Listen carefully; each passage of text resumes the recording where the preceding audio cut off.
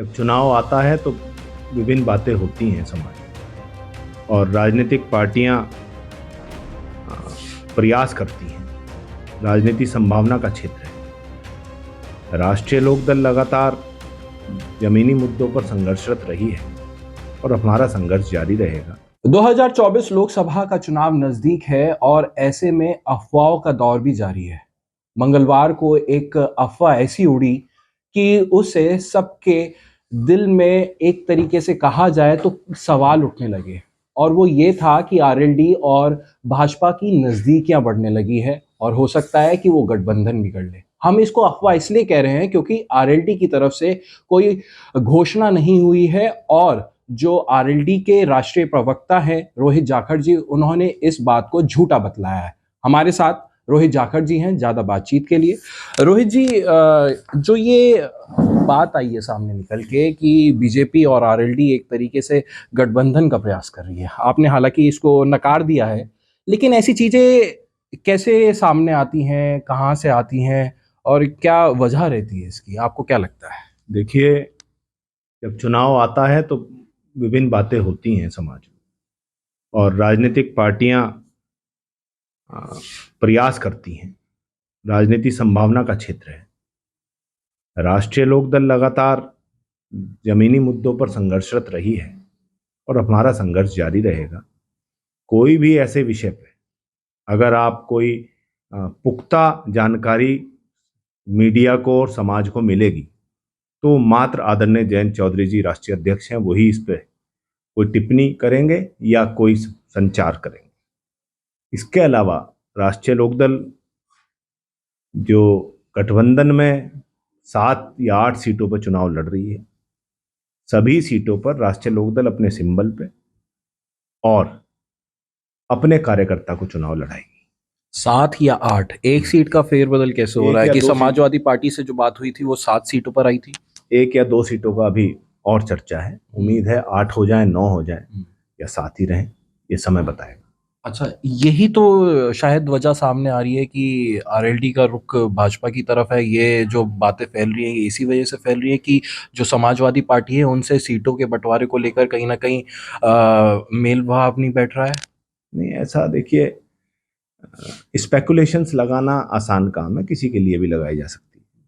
चारित्रिक हनन किसी का भी किया जा सकता है, लेकिन जमीन पे जो होगा वही दिखेगा और समाज के बीच में है।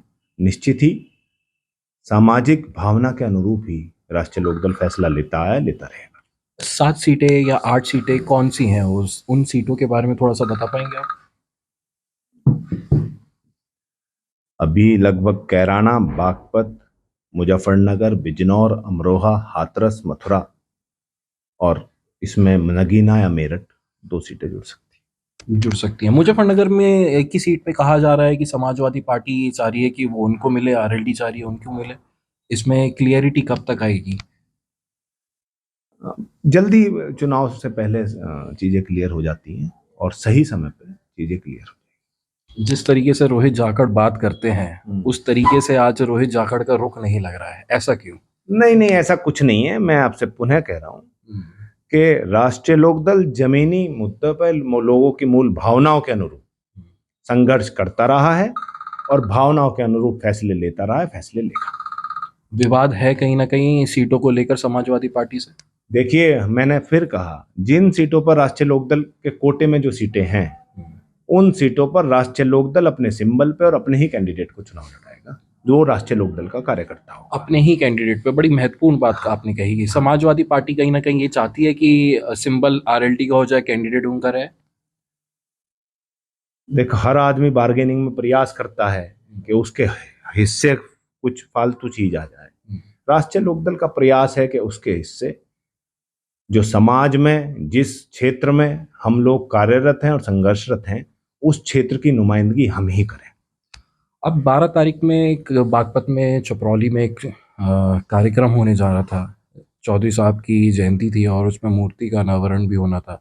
वो कहीं ना कहीं टल गया। अब कयास लगाए जा रहे हैं कि एनडीए से बातचीत चल रही है इसलिए वो टाल दिया गया। कितनी सच्चाई है इसमें और क्या वजह है उसको टालने की? देखिए, 12 तारीख में कार्यक्रम होना था किन्हीं कारणों से वहाँ चूंकि जो व्यवस्थाएं थी, जो फाउंडेशंस वगैरह का काम था, मौसम खराब होने की वजह से पूरा नहीं हो पाया, जिस कारण से इस कार्यक्रम स्थगित किया गया है। अपरिहार्य कारण है, जमीनी हकीकत दूसरी है, और इसको स्पेकुलेट करके कुछ कुछ चीजें बना दी गई, ये पूरी तरह गलत है। क्या भाजपा से आरएलडी बातचीत में है? मैं फिर कह रहा हूं कि ये अभी तक ऐसा कुछ नहीं है। अगर होगा तो निश्चित ही आपके सामने स्पष्ट हो जाएगा। हम लगातार मूल मुद्दों के संघर्ष करते रहे हैं और करते रहेंगे। तो अभी ऐसे किसी मुद्दे पे कोई फैसला आया नहीं है, तो जब तक कोई बात ना हो, कोई फैसला ना हो, तब तक ये कहना मुश्किल है। और इस बात महत्वपूर्ण विषय है। गठबंधन एन ब्लॉक इंडिया ब्लॉक के साथ थे, अब आप एनडीए के साथ स्पेकुलेट कर रहे हो, तो ये मात्र अभी स्पेकुलेशन है। स्पेकुलेशन रहेगी ये जब तक इसकी औपचारिक कोई पटल पे औपचारिक घोषणा राष्ट्रीय लोकदल के राष्ट्रीय अध्यक्ष द्वारा ना हो जाए, तब तक इसको स्पेकुलेशन ही माना जाए। और पूर्व में भी ये स्पेकुलेशंस होती रही हैं, ऐसा नहीं कि आज ही हो रही। जिस तरीके से ये बात उछली कि एनडीए के साथ भाजपा के साथ आरएलडी जाने वाली है गठबंधन में, तो क्या आपने जैन जी से बात करी? क्या आपने पता करने की कोशिश करी कि ऐसा है, सच्चाई है, नहीं है? बिल्कुल, ये रात से शुरू हुआ है और आज निश्चित ही सब चीजें क्लियर हो जाएंगी। समय आने दीजिए, सब चीजें क्लियर हो जाएं और सब निश्चित सबके सामने स्पष्ट होगा। मैं पुनः कह रहा हूं, राष्ट्रीय लोकदल संघर्ष मूल मुद्दों पर करता रहा है और करता रहेगा। जन भावना के अनुरूप फैसले लेता रहा है, लेते रहेगा। ना इसमें कोई कोताही है, ना कोई संशय है। हम तटस्थ हैं और चुनाव मूल मुद्दों को केंद्रित करके लड़ेंगे। एनडीए के साथ शामिल होने के लिए क्या शर्तें रहेंगी आरएलडी की? मैं जब कोई बात ही नहीं है तो शर्तें कैसी? क्योंकि आप जिस तरीके से बोल रहे हैं, आप साफ बोलने वाले हैं। आज आप पहली बार कहीं घुमा फिरा के बात कर रहे हैं, इससे अंदाजा लगा रहा हूं कि कहीं ना कहीं बातें चल रही हैं, इसलिए मैंने ये सवाल पूछा। मैं क्या कह रहा हूं आपसे, ये बातें कुछ नहीं चल रही हैं, बातें स्पेकुलेट की जा रही हैं। हम स्पष्ट तौर पे चुनाव गठबंधन में लड़ रहे हैं और गठबंधन में ही चुनाव लड़ेंगे। गठबंधन में तो लड़ रहे हैं, लेकिन किसके साथ? किसके साथ थे? इंडी गठबंधन के साथ रहेंगे? मैं आप बार बार उस बात को स्पेकुलेट करके अपने शब्द मेरे मुंह में डालने चाहते हैं।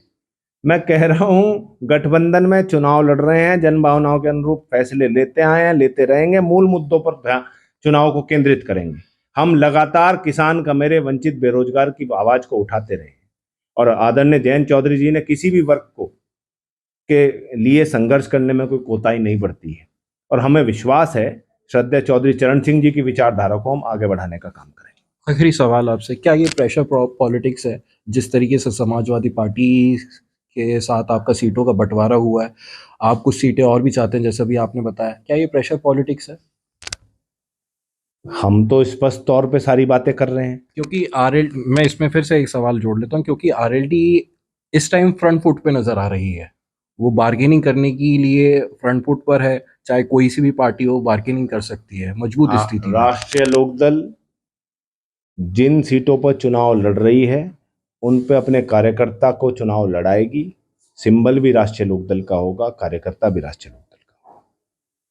ठीक है, बहुत बहुत शुक्रिया बात करने के लिए। ये थे हमारे साथ राष्ट्रीय प्रवक्ता रोहित जाखड़ जी, और कह रहे हैं कि अगर किसी भी तरीके की कोई भी गठबंधन की अगर बात आती है एनडीए से, तो जयंत चौधरी खुद इसकी घोषणा करेंगे।